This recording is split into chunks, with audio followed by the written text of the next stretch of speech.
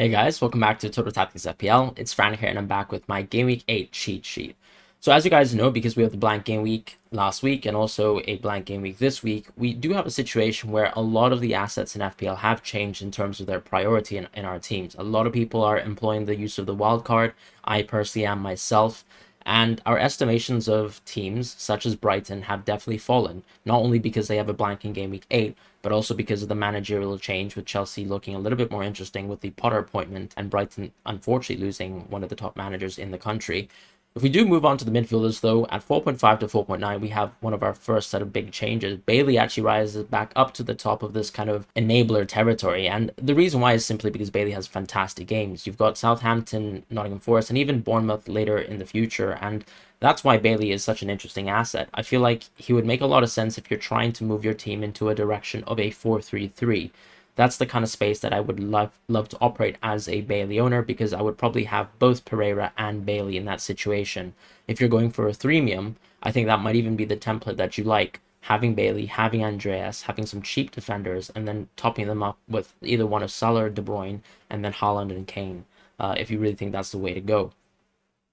Bailey, the only thing and the only drawback really is going to be maybe when Gerrard feels that they're not going to get a result and they need to play slightly more with a 4-4-2, a diamond formation, where Bailey might not have a starting spot in the team. However, I think Bailey is one of Aston Villa's best late players lately, and I do think he actually stays in the team at least for game weeks 8, 9, and 10.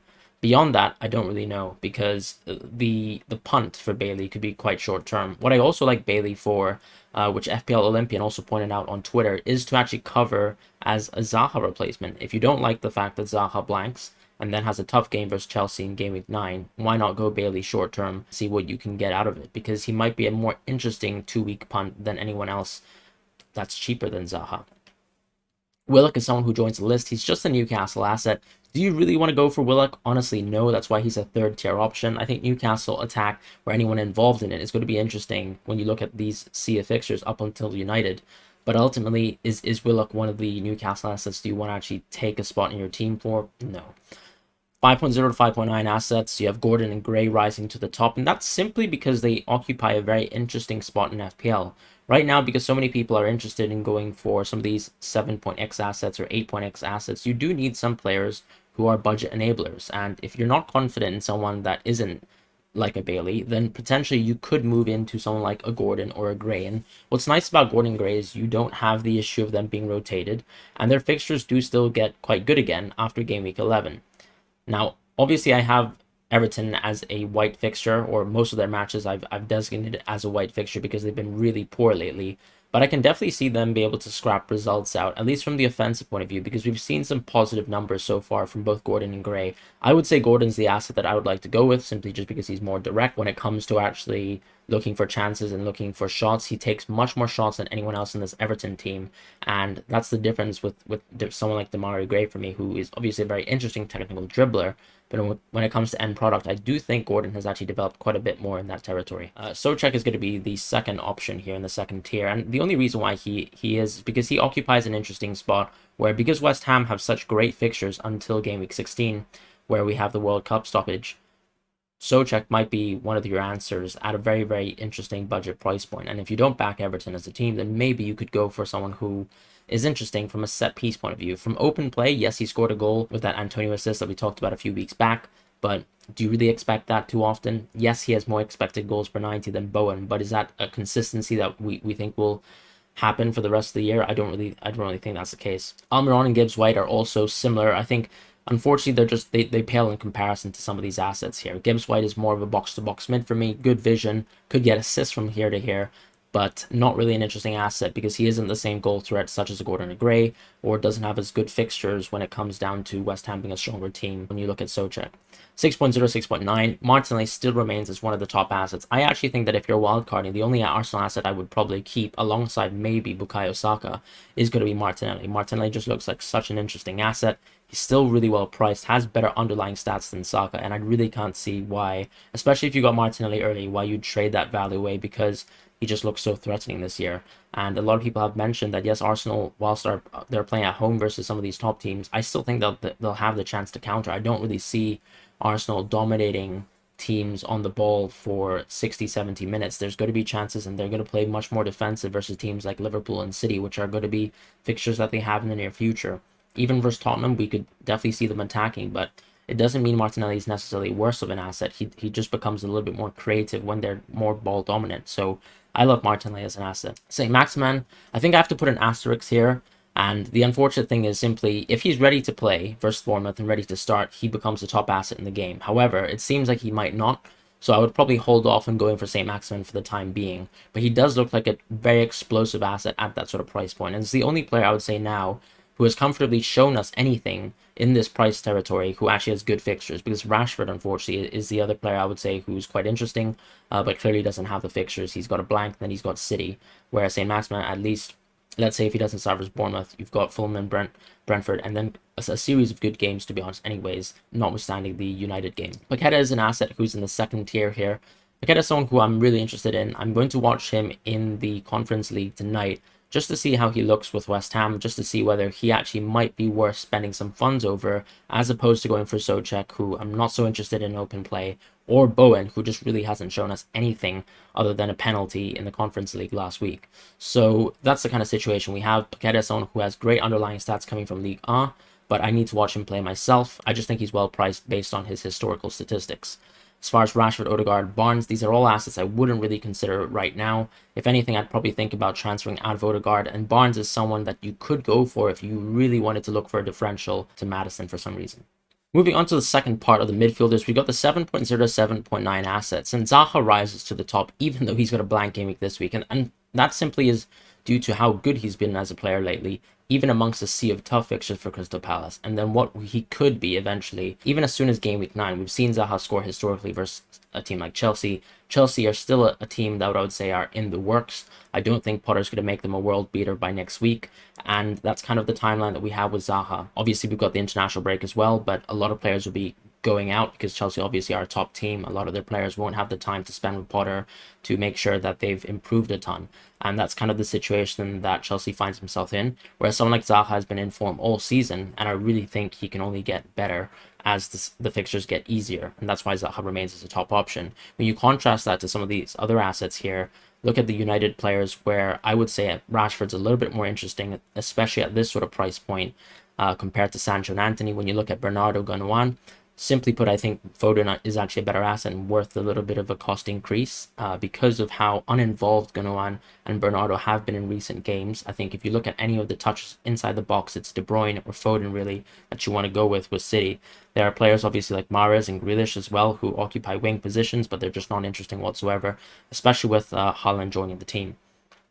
If you move into 8.0 to 8.5 assets, yes, I mean, you can call me crazy. Bowen is here. 0 goals, 0 assists. Just a series of blanks so far with 6 weeks of football. And Bowen is somehow a top asset in FPL. And that simply is because he's got a sea of green fixtures. And he's on penalties too. I will still watch Bowen tonight in the Europa Conference League. Maybe I'll change my mind. Maybe he'll drop into a second tier asset. And maybe I'm a little bit more interested in the 3 assets just behind him. But I really think we are entering territory where you have to respect how good the fixtures are for West Ham. And I also have to say, from what we saw in the opening day of the season, that West Ham team that played City, yes, obviously a very tough City team, but I think this City team has continuously improved game on game, and so has West Ham, but obviously on a much, much slower path of recovery, I would say, given their terrible showcasing within game weeks 1 to 3. When we look at West Ham, I do think what's interesting about Bowen is he is permanently nailed in this team. He plays 90 minutes of football pretty much every game. He looks like he's on penalties. And he has been close to some involvements. He could have got a goal in the Spurs game in the dying stages of that game. At the same time, he really hasn't been that exciting. But the same can be said with someone like Maddison, who's very, very close to him in terms of underlying statistics. If we move on to Maddison now, he's got a Tottenham fixture where, if you're a wild carder, I think you can still go for Maddison. I think he might just be the more interesting asset compared to Bowen.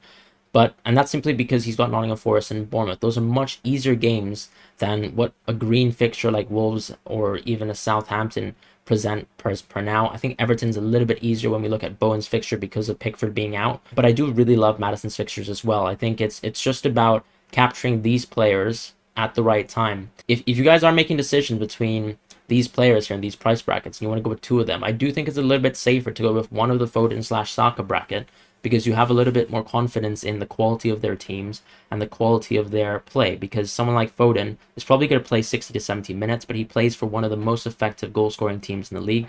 Someone like Saka does play 90 minutes when it comes to league football.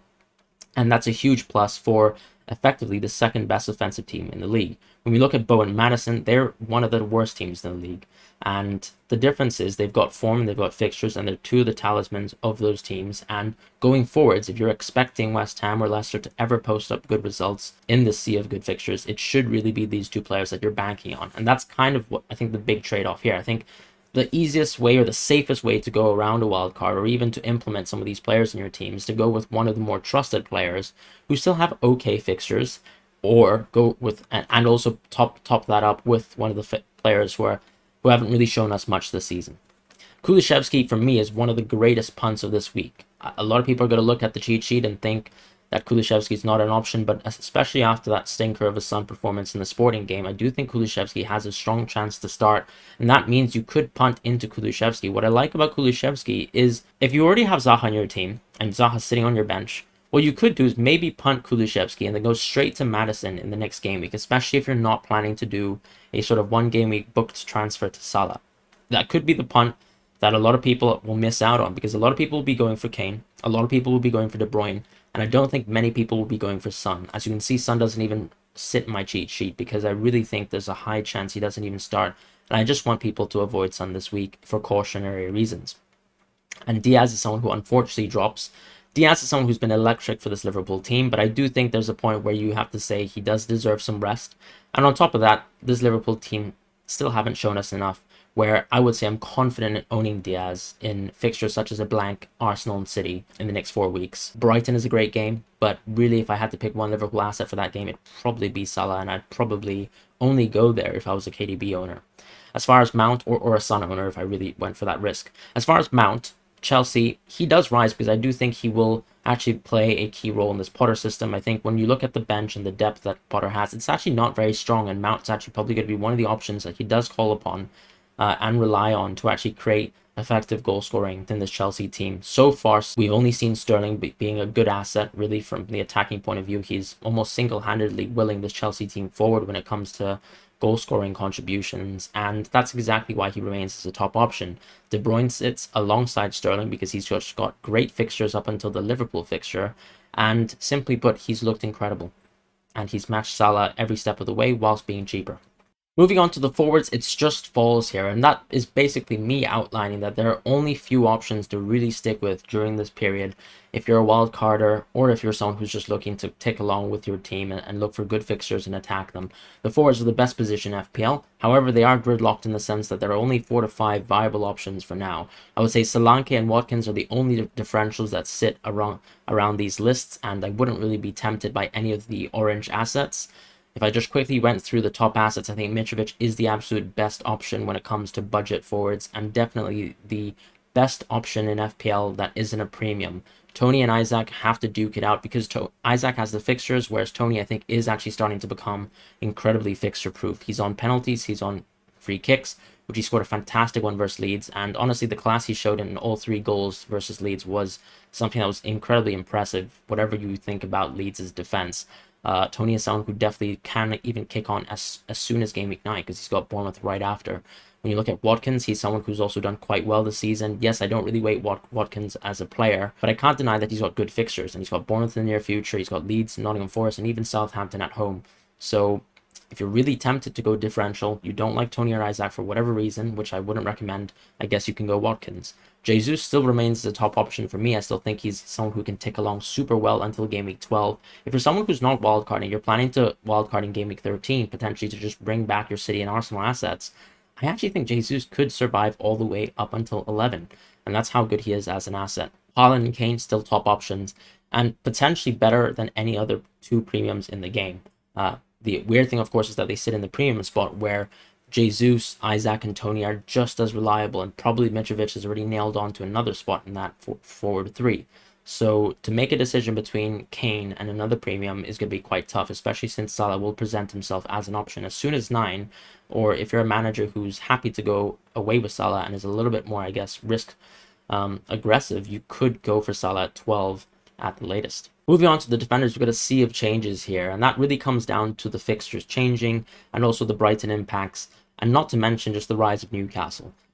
Nico Williams is someone who I did preemptively rise here to a top asset. I just think he's a little bit more interesting than Emerson because he's not rotation prone. And then when you look at someone like Patterson, Patterson's a little bit more interesting from a clean sheets point of view, but in the short term with Pickford being injured, I really don't love him that much. Potentially, you could say that this Nottingham Forest team is one of the worst defenses in the league, and there's no reason even to go for Nico Williams unless he's getting assists every game. And I guess I'd have to concur with you, but ultimately, when it comes down to Everton, who haven't been particularly good from a defensive point of view, or West Ham as well, where you have a player who's rotation prone, I just can't see why Nico Williams wouldn't be the better asset there because he's at least got a little bit of an offensive edge to him to balance off some of the bad game weeks. With 4.2 to 4.9 options, you have Botman and Shaw rising towards the top. These are Newcastle options that will definitely attack set piece as well. We know Shaw has always been a little bit of a goal threat. I just watched the highlights of Botman versus Crystal Palace. He looked very, very good. A couple set pieces where he actually could have scored, and I really do like how Botman is a dominating figure. Looking even historically at his statistics, he does seem to have a very, very good goal/assist record, just being a menace around the box. Dean is someone who actually does come back to the cheat sheet. I don't love Dean as an option, I have to say, but he's still worthy of a second tier spot.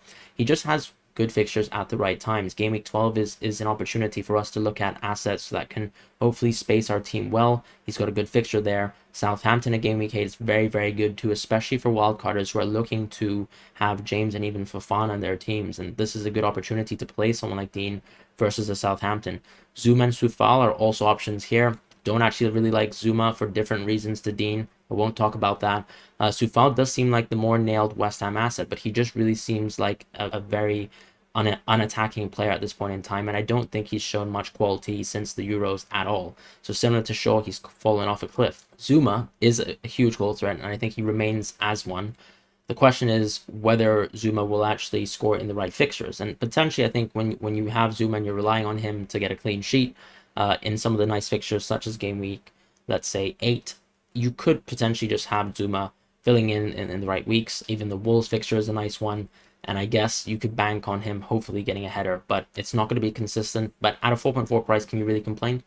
Justin is an interesting asset. I just think Leicester have been so poor defensively, and I don't really see any kind of uptrend in their form. West Ham's a team at least where I can say that they look like they're a little bit more cohesive. Attacking-wise, they look like they're getting there. We've seen good defense from them in the past. Yes, we can say the same about Leicester, but the form that they've shown this season, goal and Ward, for example, as well, and his abilities displayed so far just doesn't really fill me with any confidence whatsoever. Justin is interesting, though, because he's 4.3, so he's a little bit cheaper than some of these other 4.4 assets if you're looking for that specific spot in your team. Dallo is someone who I've dropped, but I didn't really want to drop him completely to an avoid. I think he is an interesting little bit of a punt if you really think that you can already jump onto Dallo in game weeks 10 and 11.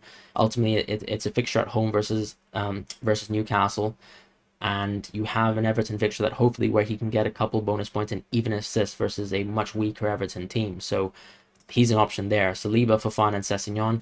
Sessegnon for me is only a 1 week punt in this week. If you're looking for a wild card and then looking to never play a player in your team ever again, I guess that could be Sessegnon versus Leicester. Fofana is someone who I had to drop because I really didn't expect Potter to not play with him in the Champions League. I thought that would be a great opportunity to simply just play Fofana. And the fact that he didn't feature does ring some alarm bells in my mind. Maybe Fofana needs a little bit more time with Potter, but every Chelsea player has had, the same amount of time with Potter except for Cucurella, really, and I was quite surprised that Fofana didn't start. So I think he does have to drop because you're picking Fofana because you want to have a Chelsea defender who's playing game to game at 4.4. That's the same reason why we didn't go for someone like Chalobah last season, because he wasn't playing consistently. And if that's the case with Fofana, despite his price tag, then he's not worth it. Saliba, someone who just stays there because he's at a good price, really. Trippier and Dyer, these are now the top options in 5.0, 5.4 territories. The reason why is Dyer has a great fixture in game week 8, and I think he covers really well compared to someone like a Perisic, where if you're looking to punt with a Tottenham player in defense, it's very possible that Perisic plays very few minutes. It's also possible that Sessegnon starts, but you won't be sure, regardless of whatever Paul O'Keefe says. So maybe the safest play is to go with someone like Dyer if you got extra money in the bank and you really trust in Tottenham's clean sheet here. Trippier is someone who simply is just an elite option. We've talked about how he is one of those double-edged swords in FPL, and I can't see why you'd go wrong with Trippier as a pick. Gabriel and Zinchenko unfortunately do fall. Potentially, you could even argue that they should fall into orange tier options because I've done the same thing to Saliba. What I do think is a little bit different with the Saliba situation is that there are much more interesting options at that sort of price tier without the attacking edge, I suppose, in the 4.2 to 4.9 territory compared to 5.0, 5.4, where, I mean, outside of Trippier, you've got really no threats. Someone like Cucurella seems like he's going to be playing left centre-back for the time being, and therefore he falls himself, and Walker is injured. 5.5 plus, you're looking at someone like Perisic, who does rise to the top. Even if he doesn't necessarily play the full game versus Leicester, I'm expecting him to still start. He is someone who has an incredibly high ceiling. You can see that already in his underlying numbers with his expected assists per 90. He's played so well so far that I really can't complain about him as an asset. I think he really does marry up to some of the other top assets in FPL, and he still has great fixtures. 11 versus Everton, even the Brighton fixture, and then even the Leicester fixture coming soon. With James and Cancelo, they still remain as the top assets for me, and the only fall here is going to be Trent Alexander-Arnold, who unfortunately has a blank, and then some tough fixtures when it comes to Arsenal and Man City. And just in general, we just haven't seen enough from Liverpool to say that their defense have dramatically changed. Yes, they look much better from the offensive point of view with a progressive passer such as Matip, and even someone like Thiago, who's such a gigantic upgrade to Milner. But we're still seeing defensive lapses. We're still seeing, I think, key mistakes, even though the game versus Ajax was a little bit of an uplift, I think, from what we've seen lately.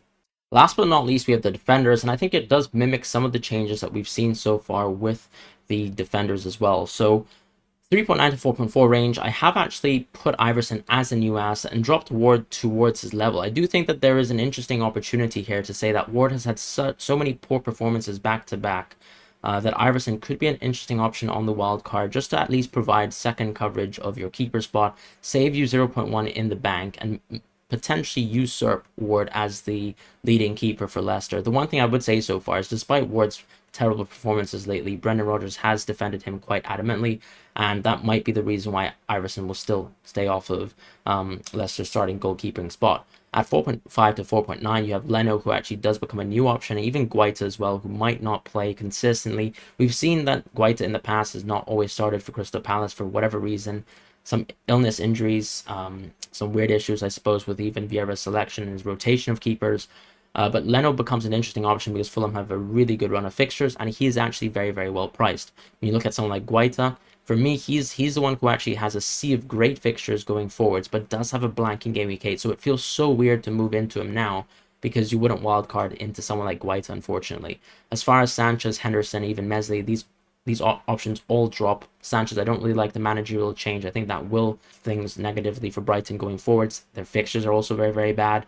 And since so many people are wildcarding, I'm also taking that into account. Henderson just doesn't seem like an option as well. I think, yes, okay, you've got greener fixtures, whiter fixtures, I suppose, for Nottingham Forest, but can they really keep clean sheets in them? Can't say that, especially after they've conceded 3 versus Bournemouth. And even if you discount to Worldy, still 2. Mesley, similar sort of situation there where the defense has been all over the place. And Alisson gets another drop as well, just because I think Ederson is far superior to him as an option. However, he does have the Game Week 12 blank. And with Alisson, I think the only thing I would say going forwards is he just doesn't really justify his price tag. At that sort of price, you're looking for an elite defense, and Liverpool simply aren't that.